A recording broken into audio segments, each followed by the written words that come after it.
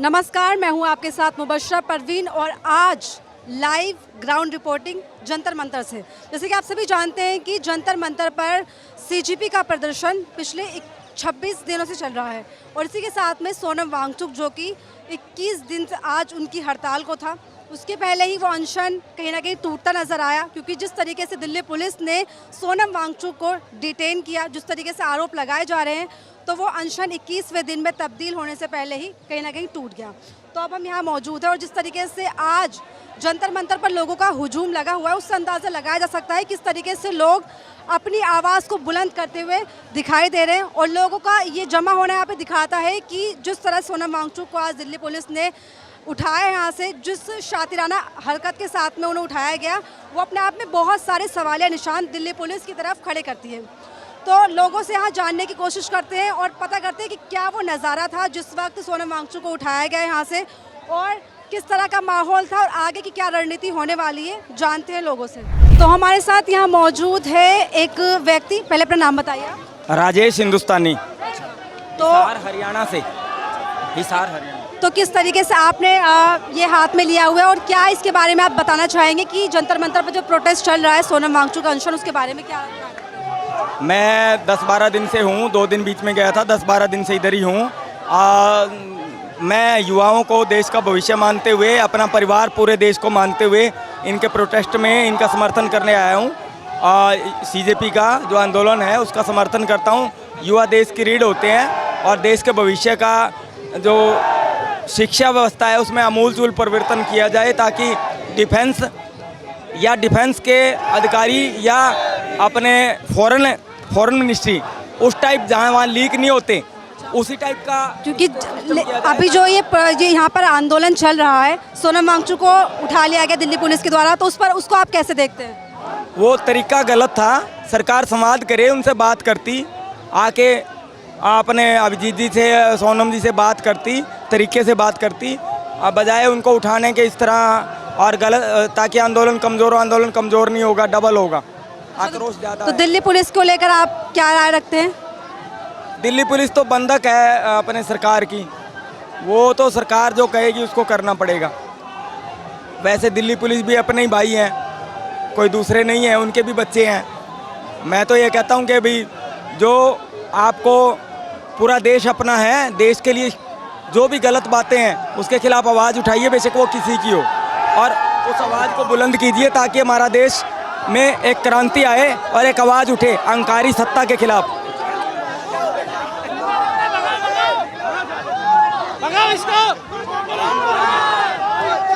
जिंदाबाद।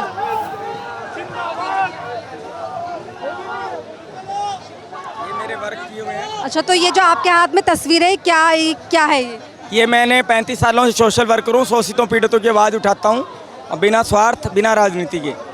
और ये हरियाणा में गंदे पानी की नहरें अंडरग्राउंड कराई, पूरे जो गंदा पानी सीवरेज का आया करता वो कंक्रीट का मैंने करवाया। ये इसमें है, ये ऐसा था। बहुत बहुत शुक्रिया। वो पूरा कवर्ड करवाया गया और बहुत से काम हैं जो मैंने ये लगातार किए हैं, इनमें पेपर्स में आया हुआ है लगातार, और भी डॉक्यूमेंट मेरे पास हैं। हर धरने पे मैंने समर्थन किया है, जो भी जायज़ देश हित में जो भी है मैं काम करता हूँ। देश सबसे बड़ा है, देश हमारा है। सांस बनी है आंधी सी, तूफान उठाया सीने में, मेरे देश के हालात हो इस कदर खराब, राजेश हिंदुस्तानी को मौज कहाँ जीने में। जय हिंद, जय भारत। यहाँ और भी लोग हैं, उनसे भी जानने की कोशिश करते हैं, और ख़ास करके यूथ जिसको सीजीआई ने कॉकरोच कहा था। तो क्या नाम है आपका? मेरा नाम ध्रुव है। अच्छा, तो कहाँ से आए ध्रुव आप? मैं दिल्ली से ही हूँ। या तो इस पूरे प्रोटेस्ट को किस तरीके से देखते हो? और क्योंकि सोनम वांगचुक भी यहाँ पर भूख हड़ताल पर थे और सीजीपी का प्रोटेस्ट चल ही रहा है, तो क्या लगता है आपको इस पूरे प्रोटेस्ट को? मेरे को लगता है कि ये प्रोटेस्ट जो है स्टार्ट हुआ था एजुकेशनल पर्पस के लिए, मतलब यूथ की एजुकेशन अच्छी हो और धर्मेंद्र प्रधान रिज़ाइन करे, क्योंकि काफ़ी सारे पेपर लीक हो चुके हैं पिछले कई सालों में। बहुत सारे पेपर लीक हो चुके हैं, कितने सारे बच्चों ने सुसाइड करा है, कितने मतलब उनके साथ कितना कुछ बुरा हो चुका है, उनके परिवारों ने कैसे कैसे उनको भेजा होगा पढ़ने के लिए। बट अब क्या हो रहा है कि अब काफ़ी सारे लोग हैं जो मतलब रिलीजियस बेसिस पे इस प्रोटेस्ट को देख रहे हैं। काफ़ी सारी पार्टीज़ है, अपोजिशन है, जो कि मतलब ऐसी ऐसी बातें करके जा रहे हैं यहाँ पे, जिससे काफ़ी ज़्यादा यूथ में जो है इंस्टाग्राम पे काफ़ी सारी अजीब अजीब चीज़ें वायरल हो रही हैं, जो कि गलत है। मतलब ये चीज़ थी एजुकेशनल पर्पज़ के लिए, बट इसको धर्म के लिए अब बेचा जा रहा है। This is not good. क्योंकि सोनम वांगचुक यहाँ पर किसी भी इस चीज़ को लेकर कहीं समर्थन में तो वो थे नहीं, उनका एक अलग से अनशन था, तो उसको आप कैसे देखते हो? सोनम वांगचुक जी का त्याग बहुत बड़ा था इस देश के लिए, यूथ के लिए। उनका कोई भी पर्पज़ नहीं था इसके लिए, ना तो उनका कोई बच्चा था जिसने नीट दिया हो या कुछ। वो इस देश की फ्यूचर जनरेशन्स के लिए भला कर रहे थे। तो ठीक है, जिस तरीके से सोनम वांगचुक यहाँ 20 दिन तक पूरे रहे, लेकिन गवर्नमेंट की तरफ से कोई रिस्पॉन्स नहीं आया, तो उस पर आप क्या कहेंगे? वो चीज़ गलत है। गवर्नमेंट को कम से कम अकाउंटेबिलिटी तो लेनी चाहिए कि मतलब कौन इस चीज़ का जिम्मेदार है, और कम से कम ये तो बोलना चाहिए कि आगे से हम कोशिश करेंगे ये चीज़ ना हो। बट गवर्नमेंट क्या है, बिल्कुल चुप्पी साधी हुई है, जो कि बहुत गलत है। कोई बंदा मरने के लिए बैठा है और आप चुप्पी साध के बैठे हो, this is not a good thing. ये डेमोक्रेटिक कंट्री है, ना कि तानाशाही कि आप चुप रहोगे, कुछ नहीं होगा, कोई भी मर जाएगा, किसी को कोई फ़र्क नहीं पड़ेगा। फ़र्क पड़ेगा, और अब यूथ को फ़र्क पड़ेगा। और जो सुबह हुआ, दिल्ली पुलिस ने जिस तरीके से उनको अनशन से हटाया, उसको देखो, दिल्ली पुलिस ने अनशन से हटाया, वो शायद दिल्ली पुलिस का और गवर्नमेंट का कंसर्न हो सकता है, लेकिन मेरा मानना है कि उनके कंसेंट के बिना उनको हटाया गया, जो कि गलत है। क्योंकि आर्टिकल 19 A1 A2 ये सब कुछ बोलते हैं कि कंसेंट के बिना किसी भी आदमी को कुछ नहीं किया जा सकता, तो वो चीज़ बहुत गलत है जो भी हुआ। मतलब उनको हटाया शायद गवर्नमेंट का हो सकता है कोई ना कोई कंसर्न रहा हो, लेकिन वांगचुक जी के कंसेंट के बिना नहीं होना चाहिए था ये। अच्छा, और अब यहाँ पर और भी स्टूडेंट्स हैं जो कि हंगर स्ट्राइक पर हैं, उनको नहीं दिल्ली पुलिस के द्वारा उठाया गया है, इस पर भी कहीं ना कहीं सवाल खड़े हो रहे हैं, तो उस पर क्या कहेंगे? उनको इसलिए नहीं उठाया गया क्योंकि सोनम वांगचुक जी बहुत बड़ी पर्सनैलिटी है, आई थिंक। और आई थिंक गवर्नमेंट को इस चीज़ का डर है कि उनका नाम से बहुत सारे लोग आ रहे हैं। आई डोंट थिंक सो कि CGP की वजह से इतने सारे लोग आए हैं, सोनम वांगचुक जी की वजह से आए हैं, और उन्होंने ही इस प्रोटेस्ट को कहीं ना कहीं आगे बढ़ाया है। उन्हीं की वजह से, उनके इमोशंस के लिए, उनकी वजह से आए, क्योंकि उन्होंने हमारी फ्यूचर जनरेशन्स के लिए काफ़ी सारी चीज़ें करने का सोचा, उनकी वजह से आए लोग। तो अब वो हटेंगे तो शायद गवर्नमेंट को लग रहा था कि यूथ का जो है प्रोटेस्ट ख़त्म हो जाएगा, पर ऐसा नहीं होगा। अच्छा, जो जिस तरीके से सुबह जो भी चीज़ें हुई, क्या आप उस वक्त यहाँ मौजूद थे? हम सुबह से यहाँ थे। जिस तरीके से हुआ, उनको घसीटा गया, और जैसे कफन में किसी बॉडी को लेकर जाया जाता है, उस तरह से यहाँ पुलिस ले गई, जो कि सरासर नाइंसाफ़ी है, गलत है, बेअदबी है। हो क्या रहा है मैम, अगर 2002 के नरसंहार से देखें तो 2026 में 21 बच्चों की मौत का जिम्मेदार कौन है? बीजेपी सरकार है। 2002 के नरसंहार से 2026 तक अब तक क्या हो रहा था? कम्युनिटी बेस्ड अटैक हो रहा था। CA का मुद्दा मुसलमान SC ST OBC से जुड़ा था। NRC का मुद्दा मुसलमान और SC ST OBC से जुड़ा था। उसके बाद वक्फ बोर्ड के पर कानून लाकर मुसलमानों की ज़मीनें हड़पी गई, मुसलमान अकेले ने प्रोटेस्ट किया। 3 तलाक का मुद्दा सिर्फ मुसलमान औरतों का मुद्दा था। अब बीजेपी सरकार के लिए क्या हो गया कि जो इथेनॉल का मुद्दा देश के हर एक नागरिक का मुद्दा बन गया। राम मंदिर में चोरी का मुद्दा देश के हर व्यक्ति का आस्था उससे जुड़ा हुआ है।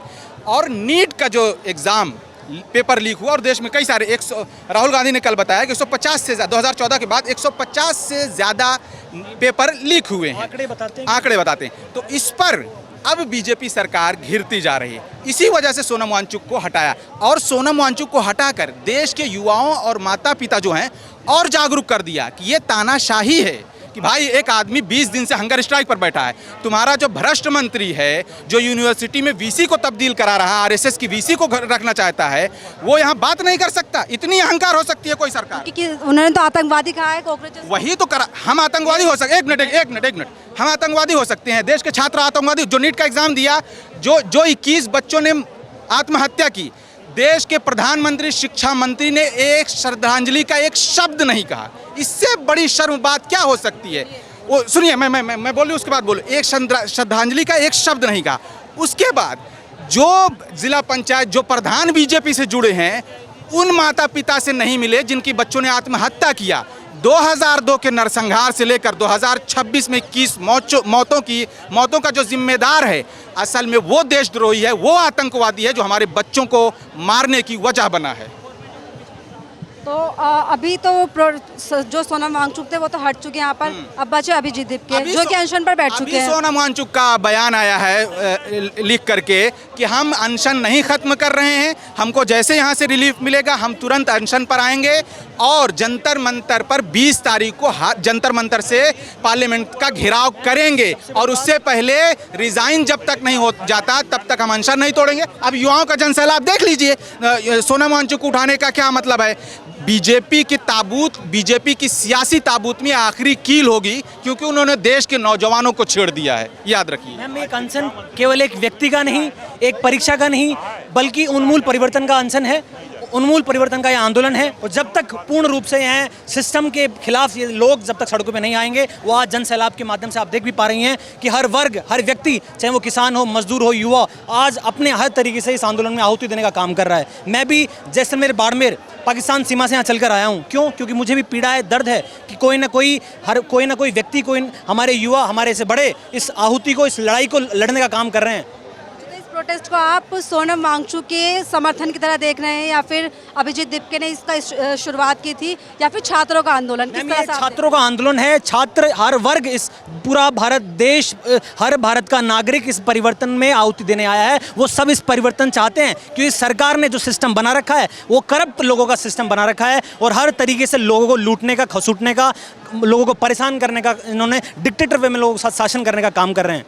तो ये किसी एक व्यक्ति का बोल रहे हैं। सर, मेरा क्वेश्चन आपसे, अच्छा, जो ये आज प्रोटेस्ट चल रहा है और इसके बाद जो आज सुबह हुआ सोनम वांगचुक को लेकर के, उसके बाद इस प्रोटेस्ट को आप कैसे देखते हैं और क्या सरकार से मांग करते हैं? सर मैम, मैं यहाँ पर एक ही पॉइंट रखना चाहता हूँ कि जो हमारा मुद्दा है उससे हमें भटकना नहीं है। पहली बात तो 22 लाख बच्चों के भविष्य के साथ खिलवाड़ हुआ है, 80 से 90 पेपर लीक हुए हैं, 20 बच्चों ने आत्महत्या की है।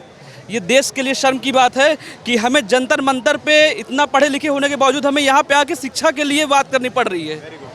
क्योंकि महीना भर लगभग होने ही वाला है इस प्रोटेस्ट को, तो अभी तक तो कोई ऐसा पॉजिटिव रिजल्ट नहीं दिखा है। वैसे तो मैम डेमोक्रेसी में मैम सरकार का रूप है मैम ये। और ये 22 लाख स्टूडेंट्स नहीं है, ये 88, एक परिवार के अंदर 4 सदस्य उन्मूलन होते हैं। मतलब 1 करोड़ लोग इससे प्रभावित हैं, इस एक पेपर से। और उस गत वर्षों में 80 से अधिक इस सरकार की वजह से पेपर लीक हुए हैं। और एक पेपर, एक व्यक्ति का, पूरे एक हर माँ बाप की एक ख्वाहिश होती है उसका बेटा कामयाब हो, पूरा 3 पीढ़ियों को लेकर चलता है, लेकिन ये हर तरीके से कमजोर करने का, उसे रीढ़ की हड्डी को तोड़ने का काम कर रहे हैं। और भाई साहब कुछ कहना चाह रहे थे कि मुझसे कुछ सवाल। अभी तक तो जो गवर्नमेंट है ना हमारी, वो ये सोच रही थी छोटा मोटा प्रोटेस्ट होगा, कुछ दिन लोग आएंगे और फिर चले जाएंगे, गर्मी बहुत ज़्यादा है, किसी के पास इतना टाइम नहीं है, सब खाने कमाने में बिजी हैं, वो ये सोचे थे। लेकिन जब से सोनम वांगचुक जी यहाँ पे आए तो धीरे धीरे वो टाइम बढ़ता चला गया। 1 से 2 दिन, 2 से 3 दिन, और 20वां दिन आ गया। अब सरकार को लगने लगा सिर्फ 2 दिन बचे हैं, सैटरडे, संडे और मंडे को हमारे पर कुछ करेंगे ये।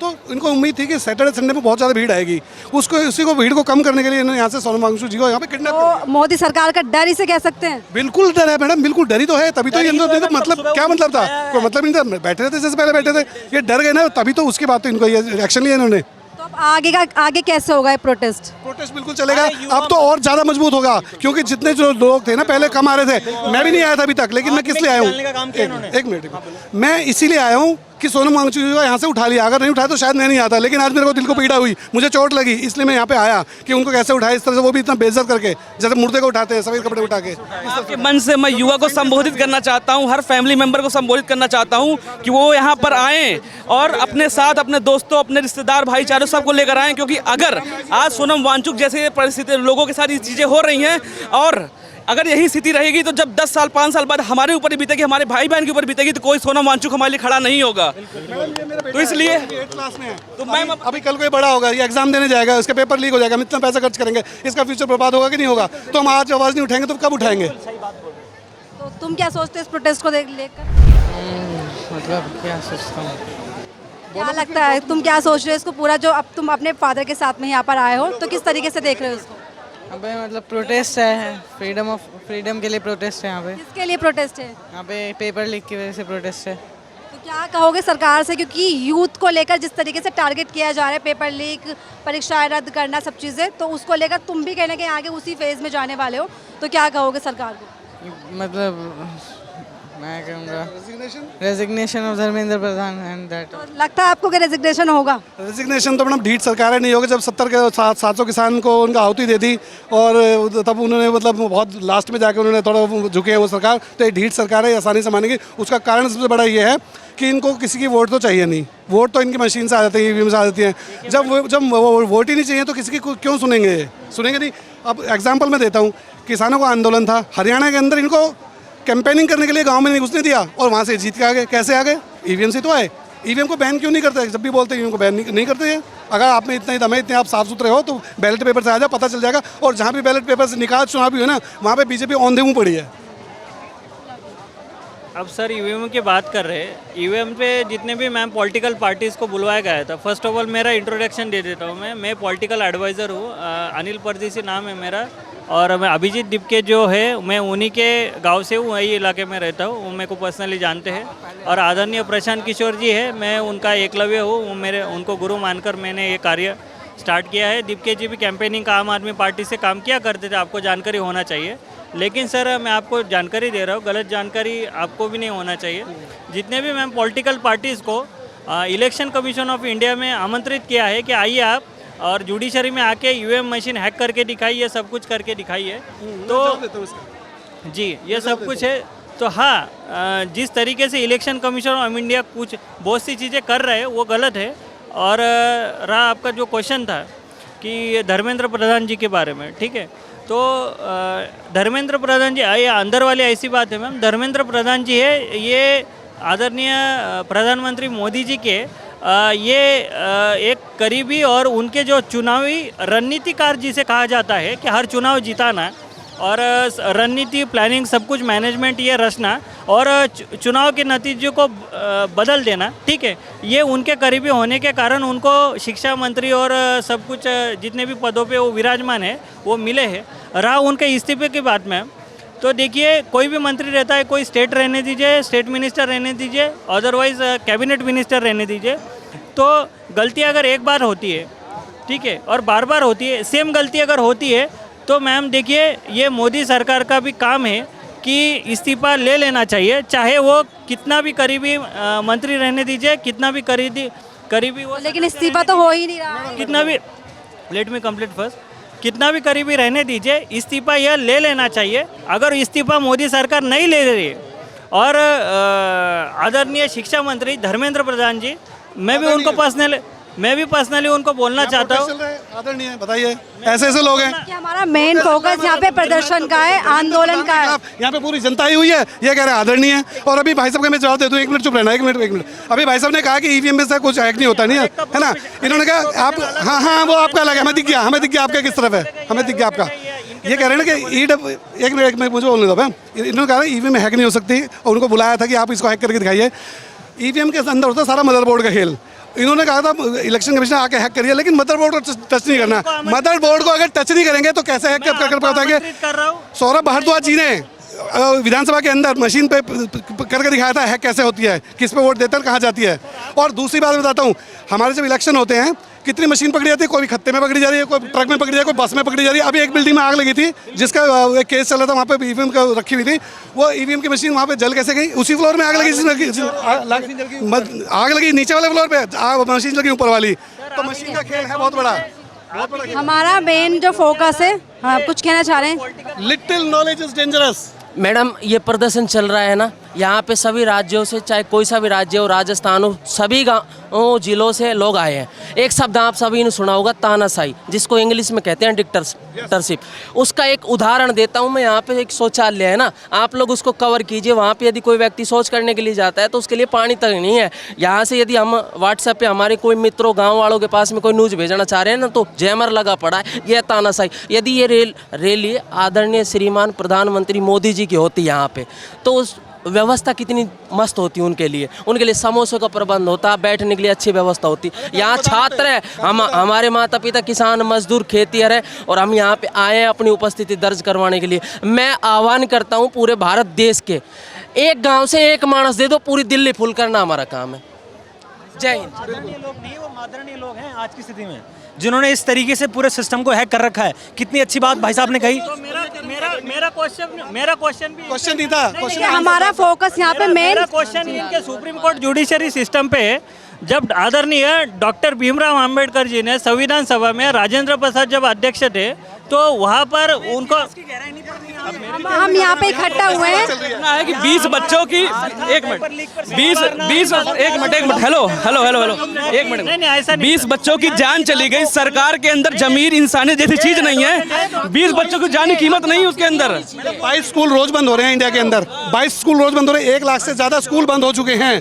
तो बताइए, पढ़ाई लिखाई करेंगे नहीं, जो कावड़ लेने जाएंगे उन पे फूल बरसाएंगे, वो दंगा करेंगे वहाँ पे। तो ये हमारा फोकस यहाँ पर मुख्य ये था। तो अगर लोग पढ़ लिख जाएंगे तो सरकार से सवाल पूछेंगे और सवाल का जवाब उनके पास है नहीं, तो वो इसलिए वो सारे स्कूल बंद कर रहे हैं। अगर सवाल के जवाब होते तो अब तक लगभग 1 महीना गुजरने को है, कोई भी सरकार की तरफ से रिस्पांस नहीं मिला है। मैडम मैंने और हमारा BSc कर रखा है, बीएड कर रखा है, एजुकेशन है ना पूरा कर रखा है। मैं रोजगार की तलाश में दिल्ली आया हूँ कि कोई भाई मेरे को सरकारी नहीं प्राइवेट नौकरी दे दे। ये इतने सारे जो छात्र हैं ना, इनमें से 80% की विडम्बना है कि भाई कोई काम धंधा हमारा सेट हो जाए। हमारे सिलेबस के अंदर पूरा पढ़ाया जाता है, लेकिन ये नहीं पढ़ाया जाता कि मुकेश अंबानी कैसे बना। गलत कह रहा हूँ भाइयों? बिल्कुल सही बात। राइट नाउ यहाँ पर क्रोनिक कैपिटलिज्म हो रहा है। 3-4 जो देश के बिजनेस टाइकून्स उन्हीं पे काम किया जा रहा है, बाकी किसी पे वर्क नहीं किया जा रहा है। सोशलिज्म भूल गई है सरकार। कौन सी क्वालिफिकेशन है वो जो पैदा होते ही जब से अब तक वो हटी जिसको बोलना ही नहीं आता, जिसको एक शब्द बोलना नहीं आता वो। सबसे बड़ा ये सवाल है, जनता को ये जानना चाहिए। विचार अपने अपने बीच में मत बोलिए, आपके बीच में कोई बोल नहीं रहा था। तो डॉक्टर बी.आर. अम्बेडकर सर ने जब संविधान सभा में बोला था कि जुडिशरी सिस्टम का जो कोलिजियम सिस्टम है ये इस तरीके से नहीं होना चाहिए, तो एडवोकेट लोगों को भी चुनाव वहाँ पर भी होना चाहिए। और जो चीफ चुनाव नहीं करवाने जो एंट्री भी नहीं होनी चाहिए। आईएएस ऑफिसर जो लेटरल एंट्री होती है वो भी तो बिल्कुल गलत है, वो तो नहीं होनी चाहिए। मनोज वाजपेयी जो एक्टर हैं उनके भाई को लेटरल एंट्री आईएएस बना दिया, कैसे बना दिया भाई? वाजपेयी इसलिए देखिए, हमारा सवाल यहाँ पर सिर्फ ये जानना था कि इस प्रदर्शन में जो आप सोनम वांगचुक को हटा दिया गया, उसके बाद यहाँ पे क्या तब्दीली आई है, किस तरीके से अब आगे को चीजें होने वाली है? ये सोच रहे थे, सरकार सोच रही थी हम सोनम वांगचुक जी को यहाँ से हटा देंगे तो प्रोटेस्ट खत्म हो जाएगा धीरे धीरे, लेकिन वो इस भूल में ना रहे। अब वो प्रोटेस्ट और ज़्यादा बढ़ेगा। आज देखो कितनी ज़्यादा भीड़ है, कल से भी ज़्यादा आज भीड़ है और कल और ज़्यादा भीड़ रहेगी और परसों दिल्ली जाम हो जाएगी। कभी ये सोच रहे हो किसी भूल में हो? क्या लगता है आपको जो आज हुआ उसके बाद किस तरह से रिस्पांस दिख रहा है आपको और आगे क्या होने वाला है, क्या रहा है? मैं तो आज पहली बार ही आई हूँ, पहले मैंने वीडियोस देखी थी, उसमें ठीक ठाक लोग थे, लेकिन इस बार तो बहुत भीड़ है। मतलब बहुत लोग आए हैं, बहुत लोग सोचते हैं जो ये लोग सोचते हैं सेम। सब कहाँ से आए हो आप? मैं दिल्ली से ही हूँ, मैं अभी 12th मैंने पास की है, तो इसलिए मैं आई थी, अपने पापा के साथ आई हूँ मैं। अच्छा, 12th पास किया आपने, तो इस पूरे प्रोटेस्ट को किस तरह से देख रहे हो? क्या आज आकर किस तरह से लगा है? जैसे मेरी बहन ने भी नीट दिया था, उसने दोबारा रीनीट भी दिया, उसका पेपर लीक हुआ, फिर उसने रीनीट भी दिया। रीनीट में जितने उसके पहले नंबर आए थे उससे कम आए, क्योंकि ये जनरली जब भी पेपर लीक होता है ये उसके अगला पेपर बहुत टफ बना देते हैं। जैसे फिजिक्स बहुत टफ बना दी थी, तो इनका चलन है। पिछले साल जब हुआ था तो भी 24 में जब हुआ था तो 25 का पेपर बहुत टफ बना दिया गया था, तो वो है। तो नीट का जो पेपर लीक हुआ था उसके लिए मतलब जो भी इश्यूज़ हैं इन्होंने रेस किए, एकदम वैलिड इश्यूज़ हैं जो कि सामने आने चाहिए थे, बट हमारे पीएम अभिजीत दीपके के बारे में क्या कहेंगे? मेरे ख्याल से उनका इतना इनिशिएटिव था कि वो यूएस से वापस आए, उन्होंने हम लोग का सोचा। मैं भी 12th क्लास अभी मैंने पास की है, मैंने भी एक कॉम्पिटिटिव एग्ज़ाम दिया था, मेरा नहीं हुआ, बट जिन बच्चों ने मेरा नहीं हुआ मैंने कुछ नहीं किया, मैंने नेक्स्ट वो किया। लेकिन जिन बच्चों के माँ बाप ने इतने सारे पैसे लगा के उनको पढ़ाया, कई बच्चे 4-4 साल 5-5 साल नीट की तैयारी करते हैं, और फिर जब उनको पता चले कि पेपर लीक हो गया तो बहुत ही मोराल डाउन जाता है, किसी का भी जाएगा। और फिर कुछ बच्चे बहुत एक्सट्रीम स्टेप उठाते हैं, सुसाइड एंड ऑल, तो उसका जवाब देना is very very important at this point of time. तो यहाँ हमने लोगों से बात की और सबके अपने अपने पॉइंट ऑफ व्यू हैं। तो कुल मिलाकर अगर देखा जाए तो 21वें दिन भी, यानी कि सोनम वांगचुक के अनशन के 21वें दिन के बाद इस बात का काफ़ी असर पड़ा है और बहुत बड़े लेवल पर पड़ा है कि यहाँ पर लोगों की मौजूदगी बता रहे हैं कि अब सरकार के ख़िलाफ़ सभी लोग कहीं ना कहीं इकट्ठा हो गए हैं। तो अब पूरे प्रोटेस्ट को आगे किस तरह से क्या दिशा मिलने वाली है वो भी देखना दिलचस्प होगा। तो फिलहाल इस वीडियो में इतना ही। आपकी क्या राय है इस पूरे प्रोटेस्ट को लेकर, सोनम वांगचुक को लेकर, अभिजीत दीपके को लेकर? अपने राय कमेंट बॉक्स में ज़रूर बताएं और देखते रहिए आर्टिकल 19 इंडिया।